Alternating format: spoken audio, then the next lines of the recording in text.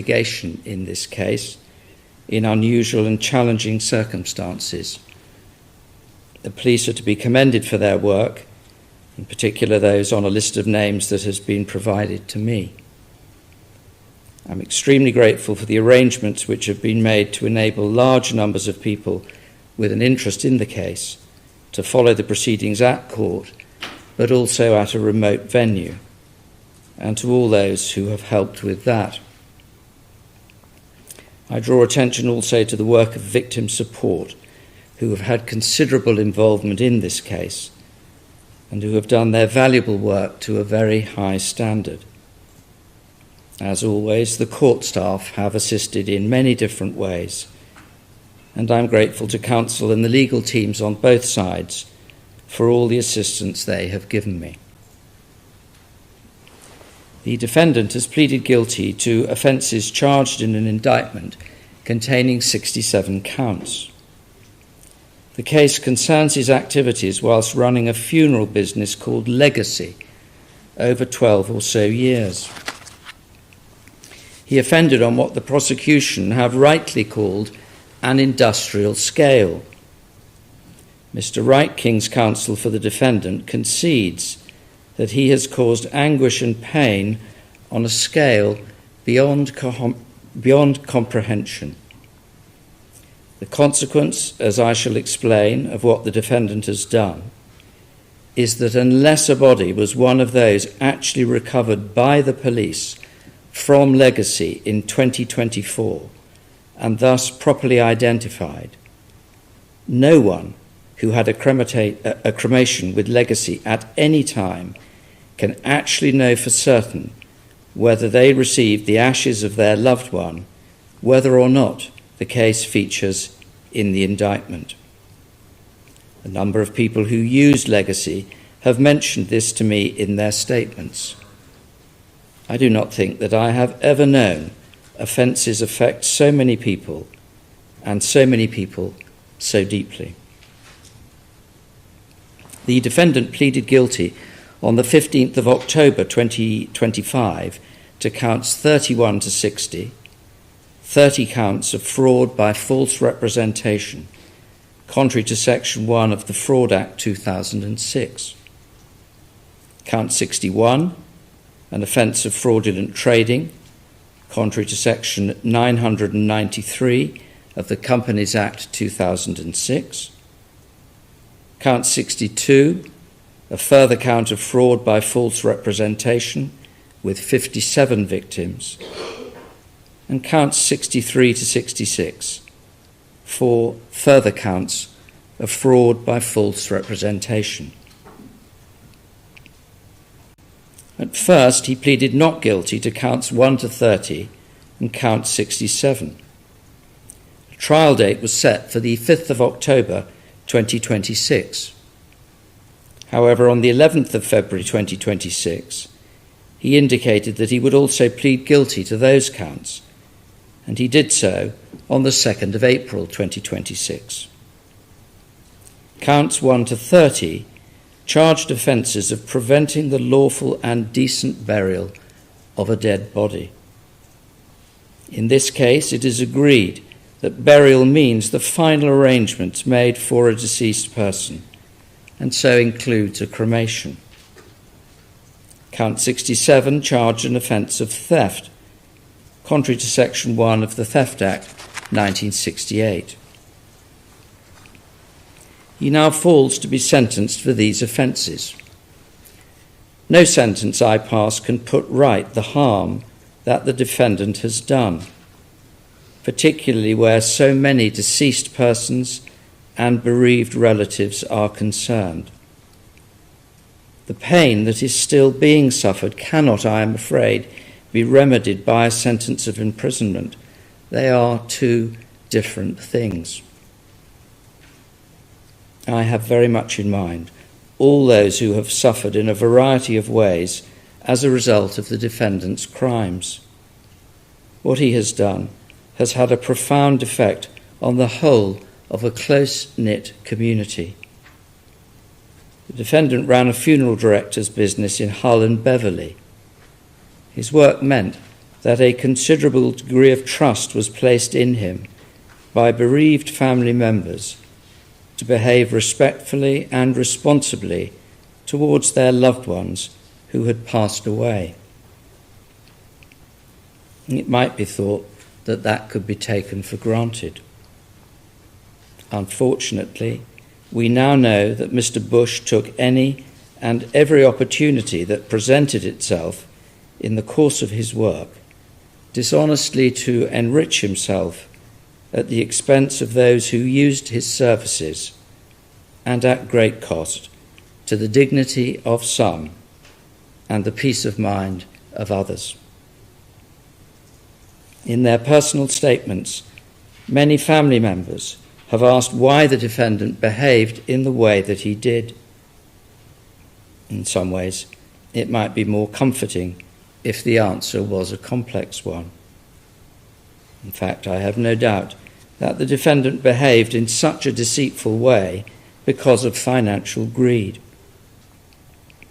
He must unfortunately have a heartless side to him too, which enabled him to treat the living and the dead in the way that he did. And he was very confident that he would get away with what he was doing. He saw no reason, therefore, to moderate the scale of his offending. How did he get away with it? It's not my task to answer that question, but I have sought at least to explore it because it is of such concern to the families. As far as I can see, there were no checks over many years of the way in which he conducted his business. There was no oversight at all, for example, of the conditions in which the deceased were kept in his premises. A single visit might have been enough to bring some of what he was doing to a halt, or even the prospect of a single visit might have meant that some of what he was doing never started in the first place. The proper procedures under the Births and Deaths Registration Act 1953 do not, on the information I have been provided with, appear to have been followed. Once the registrar issues a certificate for burial or cremation, when a relative reports a death, one part of it should be returned to the registrar, confirming when and where burial or cremation took place. That part should be completed by the person responsible for the burial or cremation. I was told that the registrar should check for outstanding returns, but that in all cases here, the relevant parts of the forms were never returned to the registrar.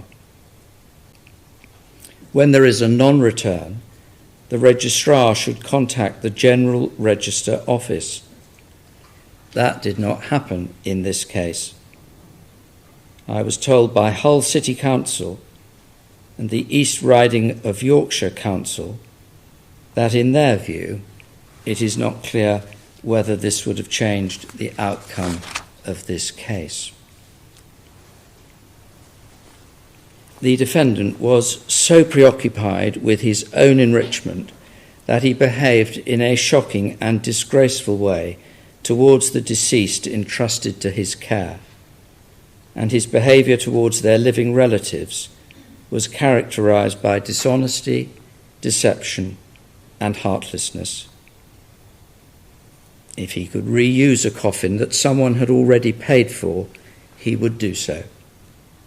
If it was cheaper not to keep the deceased in refrigerated conditions, he would do that too.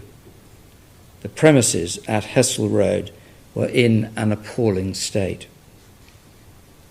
Hard though it is to believe, so little was the regard he had for the deceased or for the feelings of their relatives, that he would provide them with what purported to be the ashes of a particular person at a time when that person had not in fact been cremated at all. Whose ashes he provided, or indeed what he actually provided at all on some occasions, we cannot know. It is not always clear which deceased person was even in the coffin at the time of what purported to be their funeral service at Legacy. Imagine the feelings of someone who scattered the ashes they were given at what for them was a particularly meaningful location, perhaps because they would be mingled with the ashes of another relative, only to find out after the police investigations that they had not scattered the ashes of their loved one at all. It must have been someone else's ashes. Imagine the feelings of someone who had some of the ashes they were given made into a trinket of some kind to wear as a comfort and a remembrance of a departed relative, only to find that they had been given the ashes of a completely different person. Imagine the feelings of parents on discovering that they had not been given their baby's ashes, but an unknown person's ashes, or something else altogether. And now they have nothing. These are examples of the harms the defendant has done. Unfortunately, we do not have to imagine how anyone would feel in the circumstances I have outlined.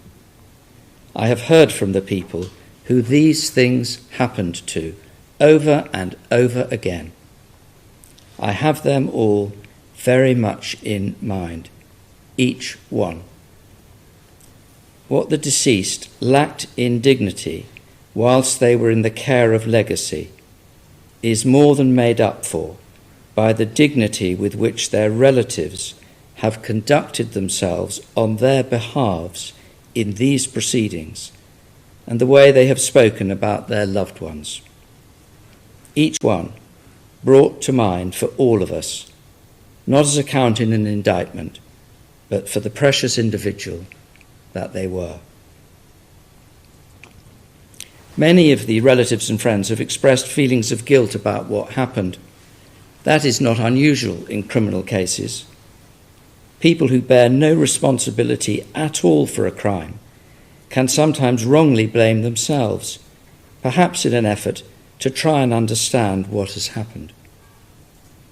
In this case, I hope that as a result of what they have now heard, they will realise that they are not to blame at all.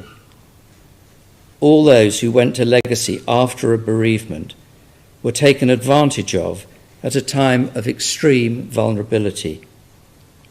Few people know anything about funerals or about what is involved. They were entirely dependent on what the defendant told them.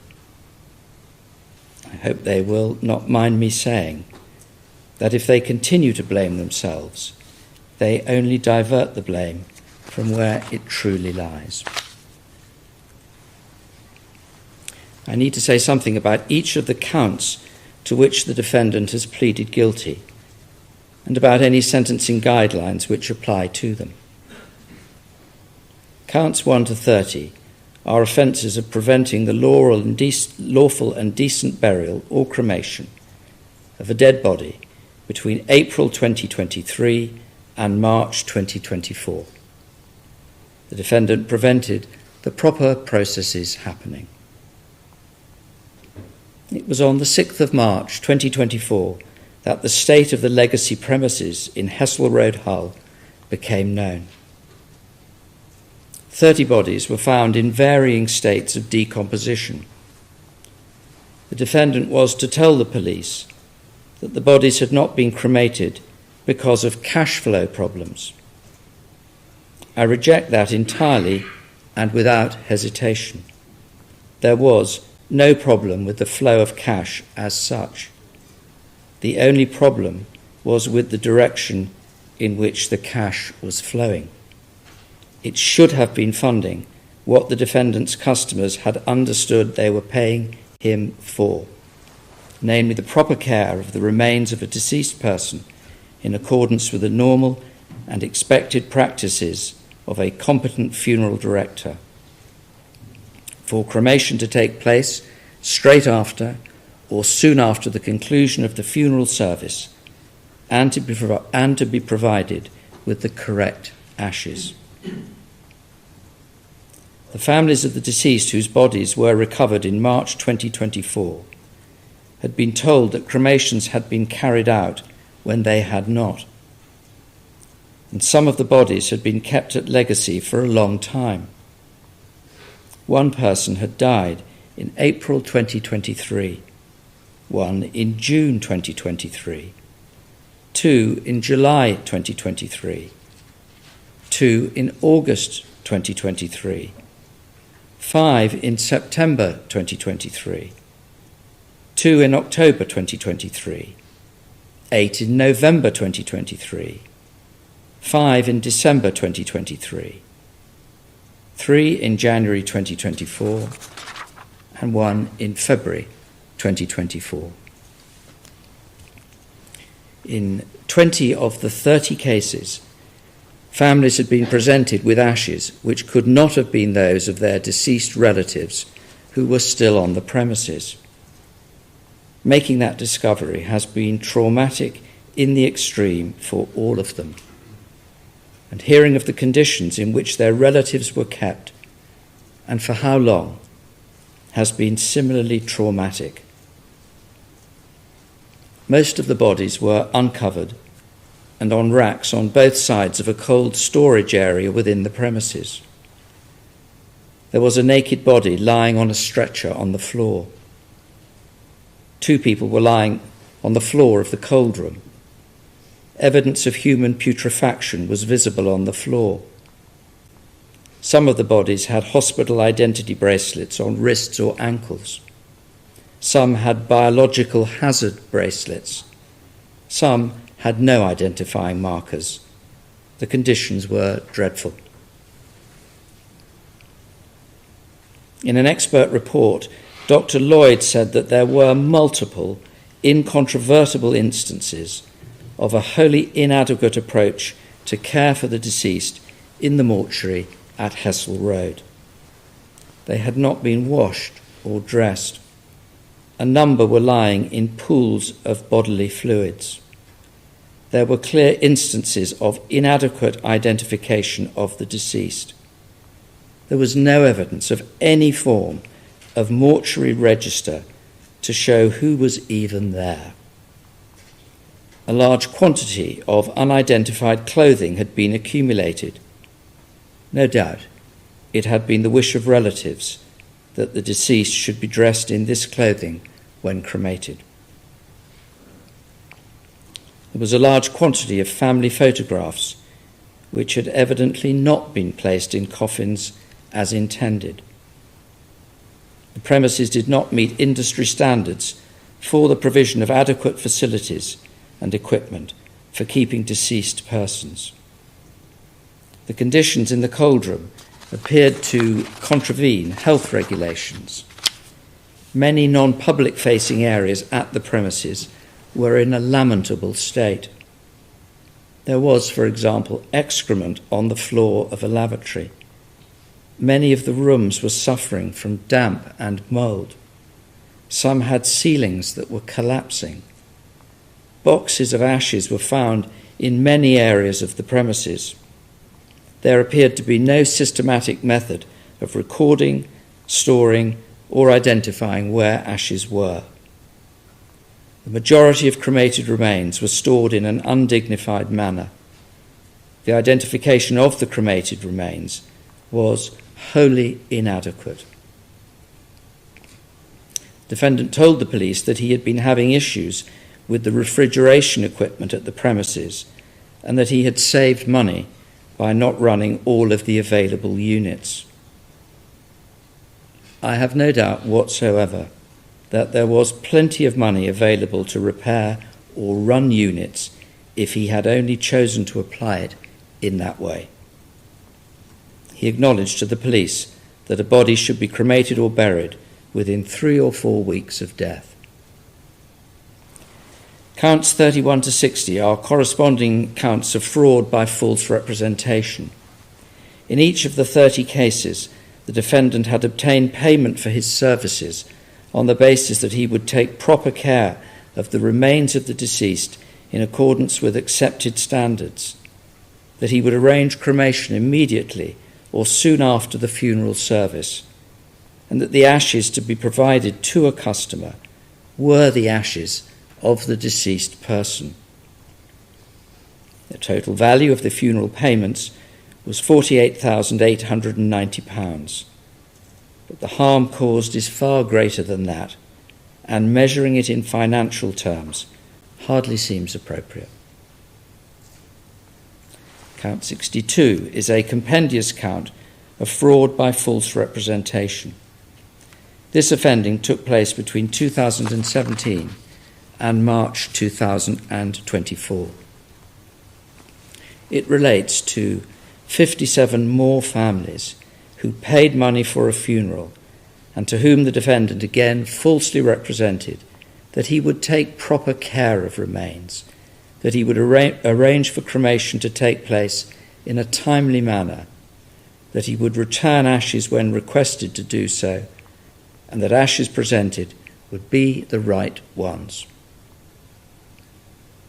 In 40 or so cases of the 57, the deceased were kept for longer than a month before they were cremated, in many cases for much longer than a month.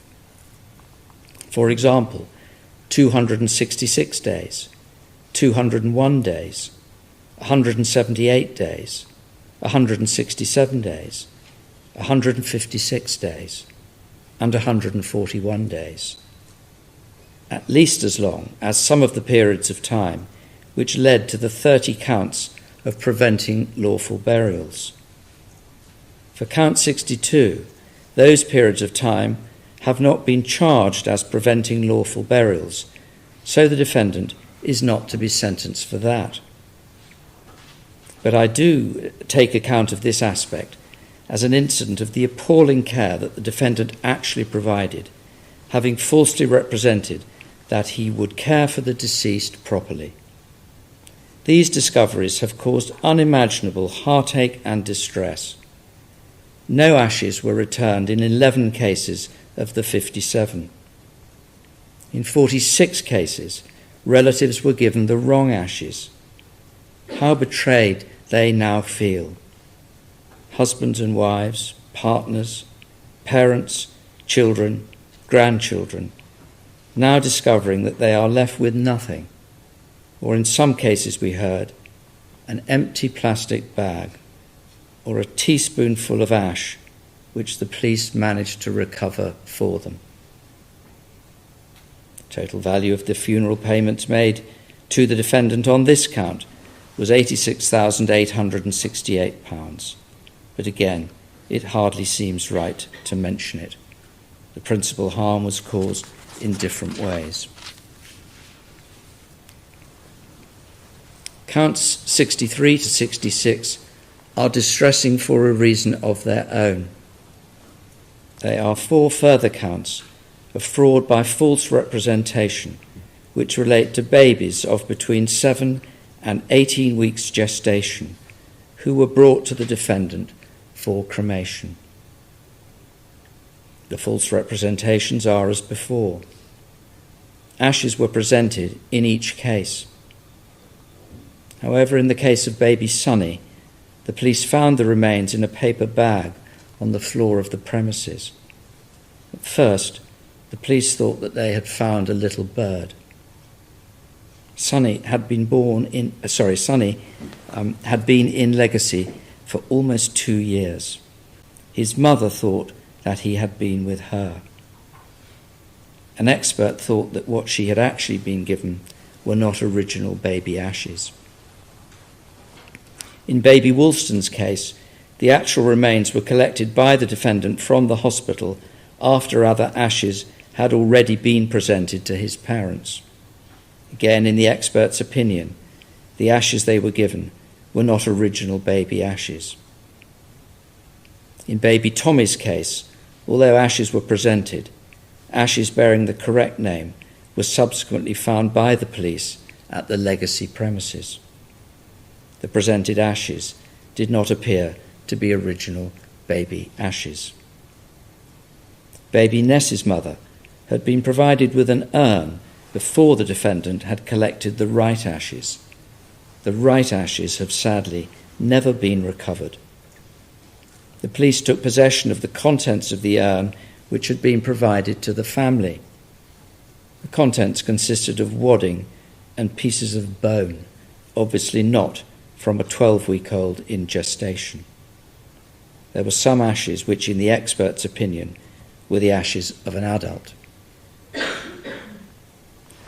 Thus, there are a total of 91 offences of fraud by false representation, and 30 of them stand alongside the 30 offences of preventing the lawful and decent burial of the bodies found at the Hessel Road premises.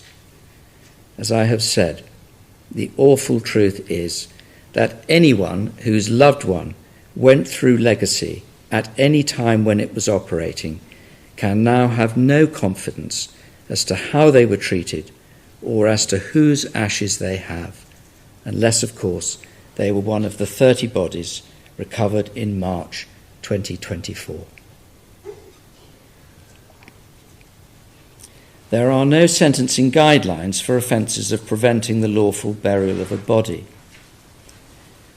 No analogous guidelines which might help, and there is no case decided by the Court of Appeal which is factually similar, although some assistance can be derived from the case of Russell, 2023, EWCA Crim 1080. I have to assess culpability and harm, aggravating and mitigating features, and I must have regard to the purposes of sentencing.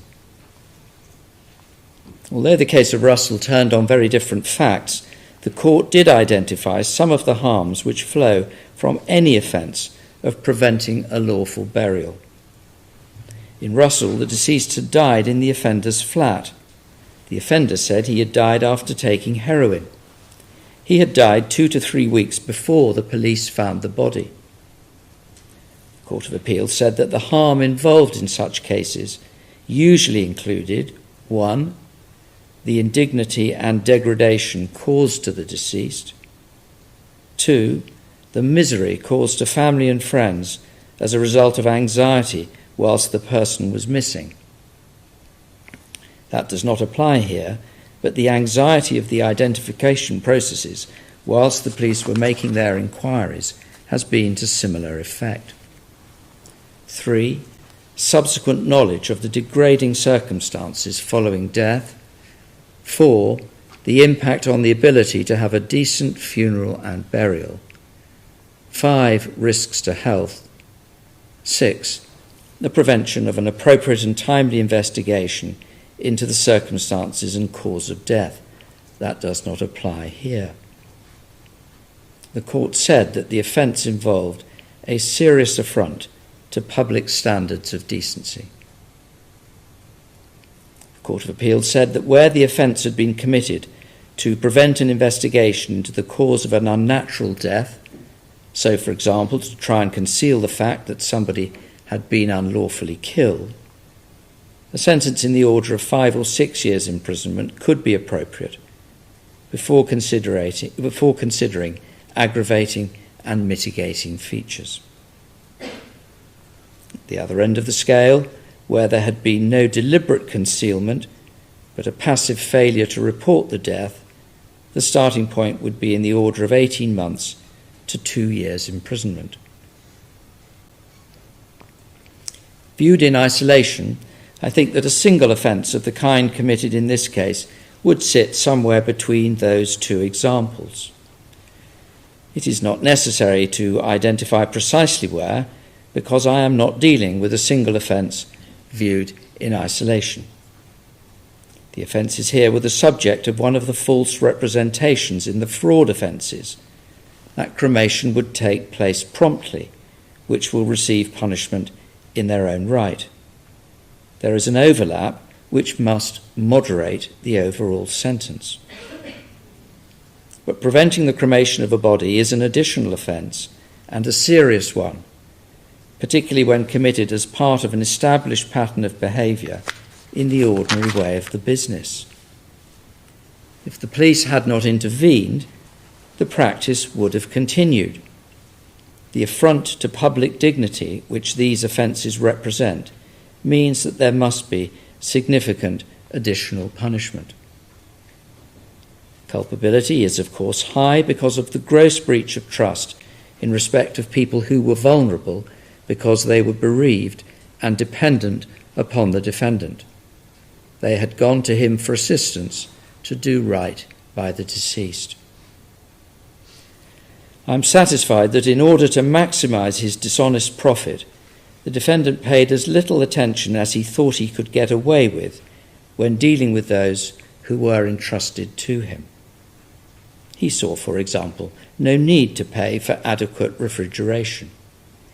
He spent other people's money on improvements to his own home, whilst the Hessel Road premises were in a deplorable state. There was obviously a cost to carrying out a cremation, but he would only pay that when it suited him to do so, or when personal expenditure permitted, rather than when he had agreed to, or when proper practice or common decency demanded. He was in Arizona on holiday when these offences were discovered. He must have chosen not to spend the cost of his holiday on cremating some of those who were at legacy. There are sentencing guidelines for offences of fraud by misrepresentation. But the guidelines are set for a single offence, and here there were 91 offences. The maximum sentence for a single offence is one of 10 years' imprisonment. Each offence here is high culpability A because of the abuse of a position of trust or responsibility. Each offence is part of fraudulent activity committed over a long period of time.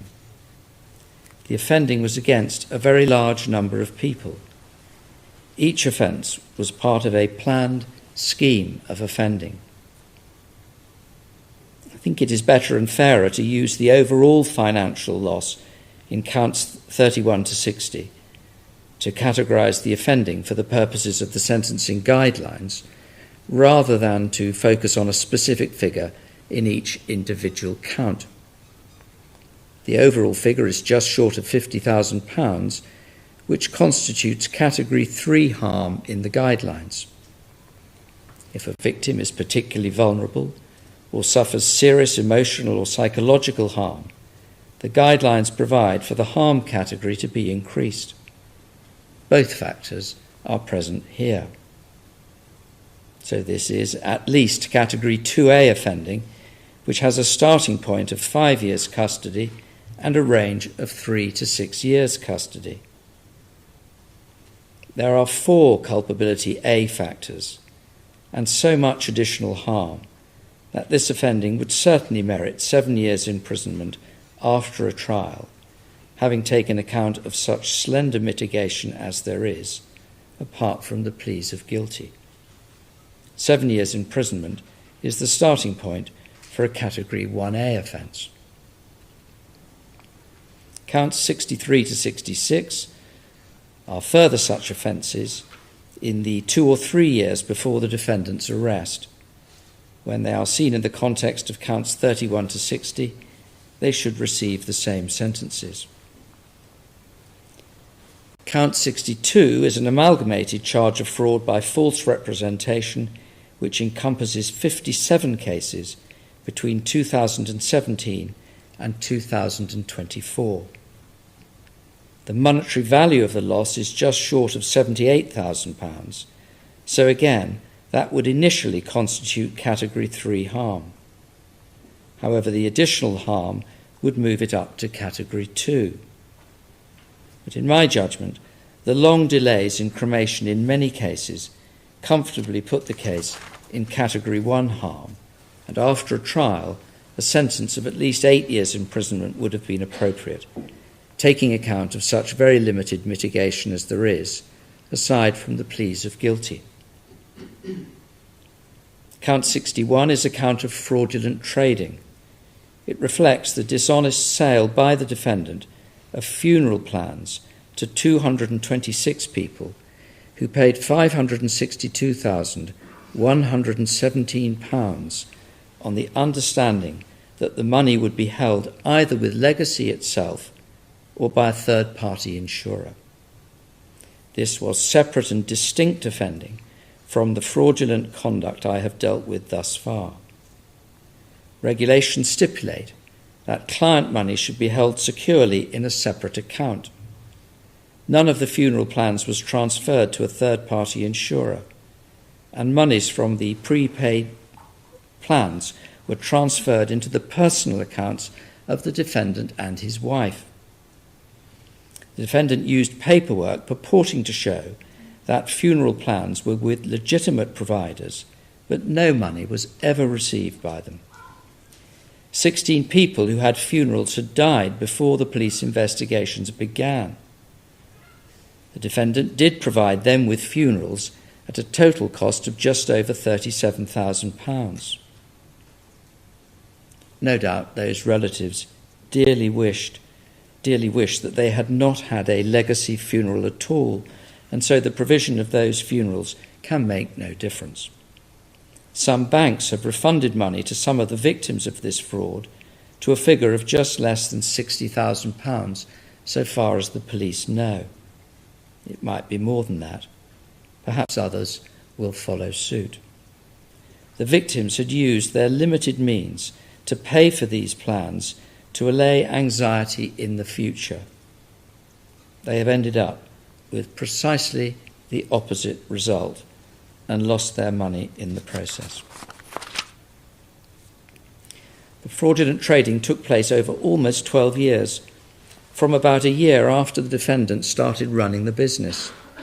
In many cases, it would not have come to light for years until someone died and wanted a funeral, and if for any reason the defendant was no longer in business or unable to provide the service. That consequence will come to pass now, because the defendant will be serving a sentence of imprisonment. There are no sentencing guidelines for fraudulent trading which has a maximum penalty of 10 years imprisonment. I think that it is appropriate to use the same fraud guideline as for the offences of fraud by misrepresentation, which have the same maximum penalty. Culpability is high because of the large number of victims and the fact that the fraudulent activity was sustained over many years. The defendant was also in a position of trust and responsibility, which he abused because he was supposed to keep the money for funerals safe and secure until a funeral needed to be paid for in the future. Harm is in category 1. There is financial harm and emotional harm. The category A1 offence has a starting point of 7 years custody and a range extending up to 8 years. After a trial, this offence would merit a sentence of 8 years imprisonment, even taking account of the very slender mitigation, but leaving aside credit for the plea of guilty. Count 67 is an offence of theft. It dates from 2017 to 2024. It relates to 12 charities that did not receive donations collected at the end of funeral services. The families had been told that the money would be sent to the charities, but the charities never received the money, which was stolen by the defendant. The defendant stole at least £5,540 and very possibly more than that. There are sentencing guidelines for offences of theft. Culpability is in category A because there was a high degree of trust or responsibility. Harm is in at least category 2 as a result of the value of property stolen and the significant additional harm from the emotional distress caused. There is the risk of a loss of confidence in those who are trusted to handle charitable donations, which may mean that some donations are not forthcoming. All the charities here needed the money to help those who benefit from their work. The Category 2A offence has a starting point of 2 years custody and a range extending up to 3.5 years custody. This offending took place over a period of time. It is worthy of note that in the same period as he was stealing the charity money from collection plates, just over £3 million was received in legacy bank accounts and the defendant's personal accounts between March 2017 and April 2024. In the same period, £369,000 was transferred from those accounts to the defendant's wife's accounts. The defendant said when interviewed that money was only paid to her for tax reasons and not because of anything she had done for the business. So he was not paying her for any work she had done. It's clear that the defendant benefited very substantially from his fraudulent conduct. He obviously lived very well, enjoying expensive holidays and the like. Proceeds of Crime Act proceedings will take place in due course.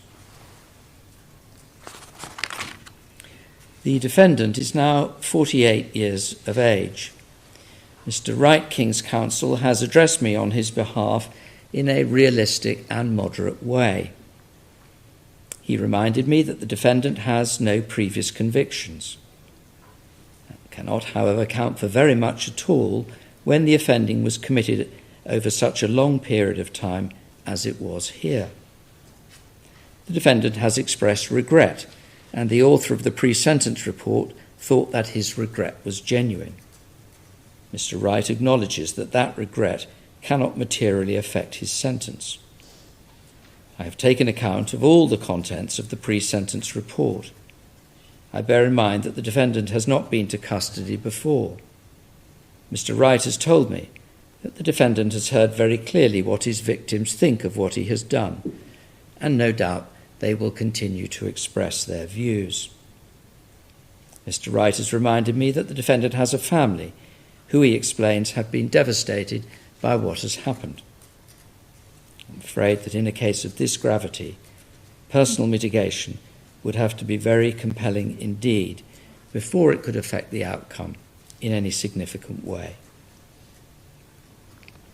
The best mitigation is to be found in his pleas of guilty. I accept that admitting what he has done without reservation is some evidence of another side to him. I'm satisfied that 25% is the correct amount of credit for the first pleas of guilty which were entered. The judge extended the time for credit from the plea and trial preparation hearing as if those pleas had been entered at that hearing.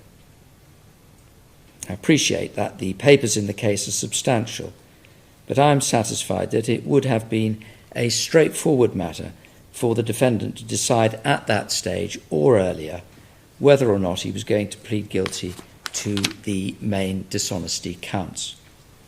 He knew better than anyone the deceptions that he had practiced, and for so long. He could not have been in any doubt about it. And so the credit cannot be any more than 25%.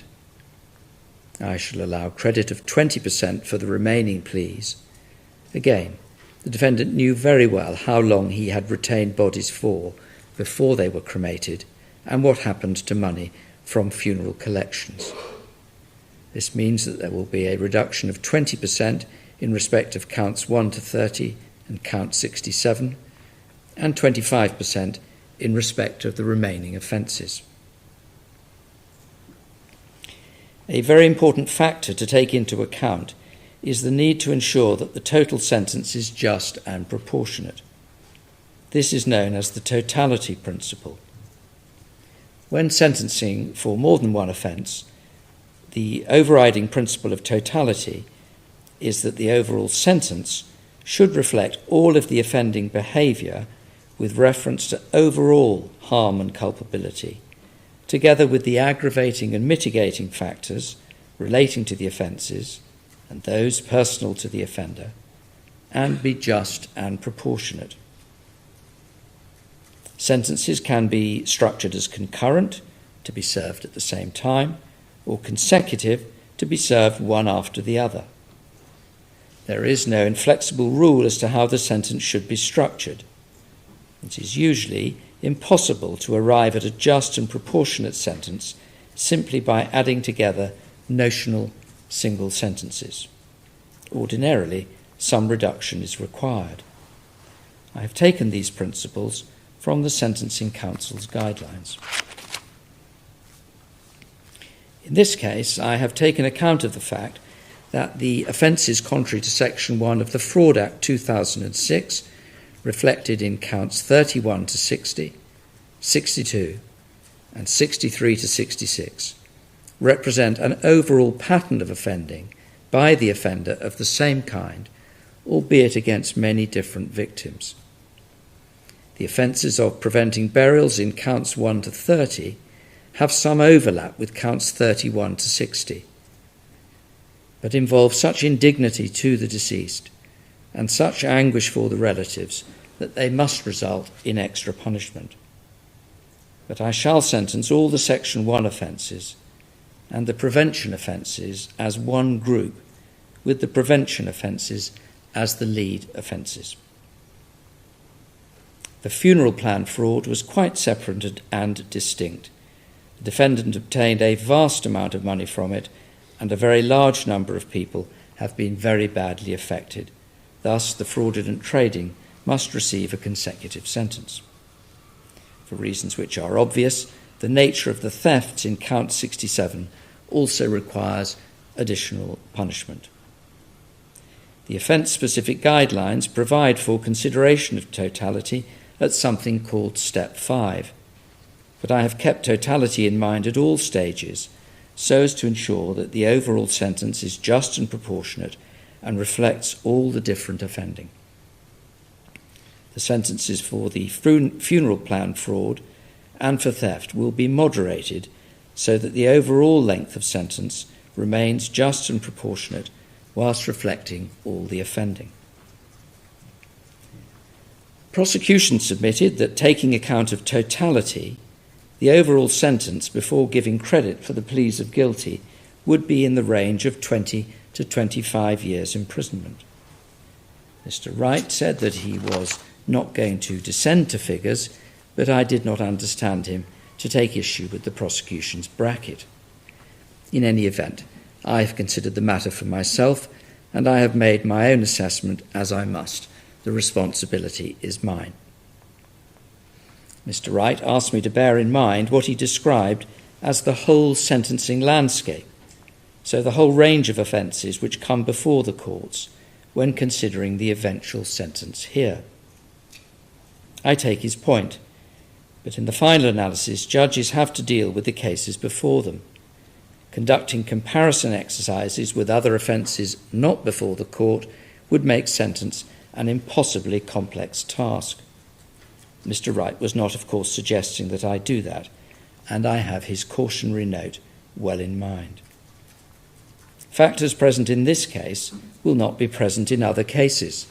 For example, the duration of the offending, the gross breaches of trust, the number of people affected, the indignity visited upon the dead by preventing burials, and the outrage and heartache that all this has caused. This is, of course, a complex sentencing exercise. There are many possible ways to go about it, as Mr. Wright said. And there is never any single correct sentence. There is a legitimate range. Sentencing is not a mathematical process. There are people involved. Accommodations and adjustments have to be made at different parts of the assessment. It is the overall position that matters. I am conscious that for those who have suffered, no sentence could ever be long enough. Whilst I understand that sentiment, I cannot, of course, arrive at my sentences on that basis. Of the sentences I am going to pass, the defendant would presently serve one half before being released on parole licence. There are proposals to reduce this to 1/3, but their implementation has been paused. If, during the currency of the licence, he commits another offence or does not comply with the conditions of the licence, he will be returned to custody. The law is that the length of a sentence is not to be influenced by the proportion of it that the defendant will serve. See Round and Dunn, 2009, EWCA Crim 2667. At paragraph 44, Lord Justice Hughes said, quote, "The general principle that early release, licence, and their various ramifications should be left out of account upon sentencing is a matter of principle of some importance." That statement was approved by the Lord Chief Justice in Attorney General's reference number 27 of 2013, EWCA Crim 334. The position is therefore that judges determine the length of sentences, Parliament decides what proportion a defendant must serve. These offences were committed in the course of the defendant's work as a director of the legacy company. The defendant behaved dishonestly almost from the outset and for many years. He used the company to put his dishonest plans into effect. He kept almost no records. He abused his role as a director. I disqualify him from acting as a director for a period of 14 years from today, pursuant to sections 1 and 2 of the Company Directors Disqualification Act 1986. The sentencing guidelines say that periods of 6 to 10 years should apply to serious cases. This is a very serious case, and the defendant would be in custody for all or much of a 6 to 10 year period, in which case the disqualification would not bite at all. I'm turning now to the offences which I shall deal with as one group. With 25% credit for plea, the sentence on each of counts 31 to 60 and 63 to 66 is one of 5 years and 3 months imprisonment. With 25% credit for plea, the sentence on count 62 is one of 6 years imprisonment. All those sentences will run concurrently with each other. I shall take account of this offending as part of the sentence for counts 1 to 30 because there is a degree of overlap. Counts 1 to 30 are the lead offences for this section of offending and must obviously reflect the extra punishment for preventing the cremations. After a trial, and taking account of such very limited personal mitigation as there is, the sentence on each of counts 1 to 30 would be a sentence of 19 years imprisonment. That must be reduced by 20% to take account of the pleas of guilty. The result, rounded down by 2 months or so, is a sentence of 15 years imprisonment on each of counts 1 to 30. Those sentences will run concurrently with each other and with the sentences on counts 31 to 60, 62, and 63 to 66. Count 61, the fraudulent trading, represents separate and distinct offending. With credit for plea and allowing for totality, the sentence on count 61 is one of 4 years imprisonment to run consecutively to the sentences on counts 1 to 30. Making the same allowances, there will then be a consecutive sentence of 12 months imprisonment on count 67, so consecutive to the sentence on count 61. Mr. Bush, will you stand? The total sentence in your case is one of 20 years imprisonment. You may go down.